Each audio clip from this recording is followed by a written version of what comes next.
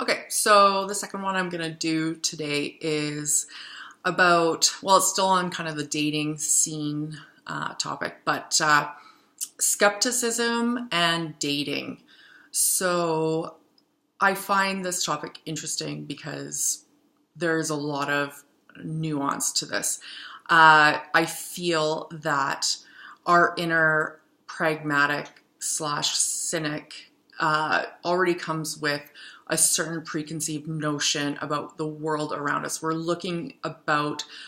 observing other people's interactions and the dating scene. We're already having a tough time because we aren't like other women. And when we're looking at the women and observing their relationships, it's like we can't superimpose ourselves into that. So how are we supposed to go forward? Plus, we can see a lot of inauthentic relations happening in relationships around us. So we're already starting off at a pretty skeptical level. But at the same time, we're social beings and we want a partner and at some point, or have that experience of being with a partner because it expands our emotional side of things. And so we're compelled to have some sort of interaction that could lead to a romantic relationship. But the skeptic in us, I think, is really a difficult hurdle to overcome. I know for myself, my being skeptic, it happened from the time I was in kindergarten. This is not something that just, I got burned a couple times. I just always was the observing of people and interactions. First of all, realizing, okay, I'm not like those girls. And second of all, if those guys like those girls, then how the heck are they going to like me? And then how do you move forward with being an authentic person, which is super valuable for us. We need to, or else there's a disconnect and it doesn't go well. So how do we make sense? And I think the biggest issue with this is that we have a tendency to call out a lot of partners. And I think it's a blessing and a curse, because the blessing side is that you probably weed through a lot of crap. The curse is that you tend to reaffirm your mindset that, okay, I'm seeing, 90% of people that I'm interested in are just not the kind of person that I want to be with. And so then you start building up this intuition, which could be actually wrong, because you are building it up off life experiences as you're getting older, and that people around you are also making sense of themselves. So they're not able to really articulate their own needs or their confidence or their strengths. So it's one of those things where you start coming to a point where as you get older, you get to hopefully meet people, and I'd love it if it was younger, but people that are solid and strong in themselves. And that's actually one of the toughest ones, because the ones that you're attracted to and they are solid people, you're still testing them. And they're going to put up with it for lots longer than others, because they understand the underlying focus. Those that are insecure, they're not going to last. Or those that are players, they'll last, but they're not going to be around. So the ones that are the good guys,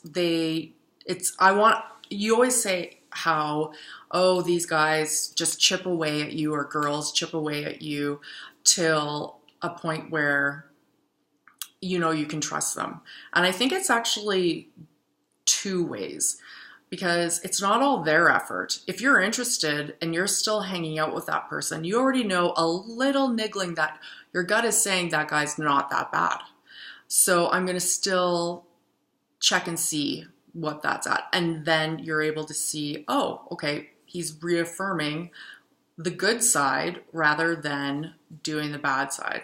The problem is, I find for myself, is that the skeptical side of me, if one thing goes sideways, we're so used to jumping on to that and being like, yep, that just reaffirmed it. Instead of being like, yeah, that's part of humanity and I probably would have done the same thing. By no means is this a rationale for people's whether or not you should be with someone when I'm speaking about this. It's more about the fact that just continuing to keep in mind the human aspect of things, because this is where our intuition really comes in strong.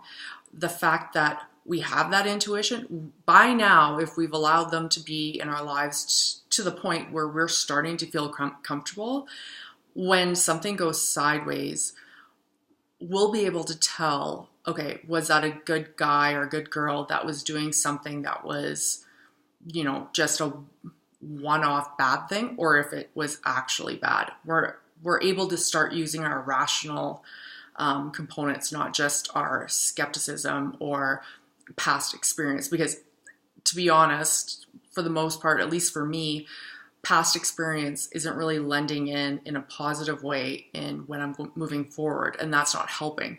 So I know that I want to go and explore something, but if I'm not allowing myself to be fully present, then I'm not able to fully become intimate, which is a scary thing for us INTJs. That's one of the fatal components for us. You can kill us with becoming intimate with our minds. But there's something to be said when you go through that and you get to the other side. Obviously, relationships are never perfect. And I have to say my skepticism never changes. But it's tempered within the realm of the person that I am with, because I now have gained enough knowledge about the entire person that I have been aware of that I am choosing to be with, and then I'm able to make more guided rationale about what I am choosing to do moving forward. So anyways, I hope that made a little bit of sense, but kind of was interesting after coming off the video about Miranda. So as always, thanks so much. And if you have a video request, just make sure to put video request in the comment section before it. Thanks.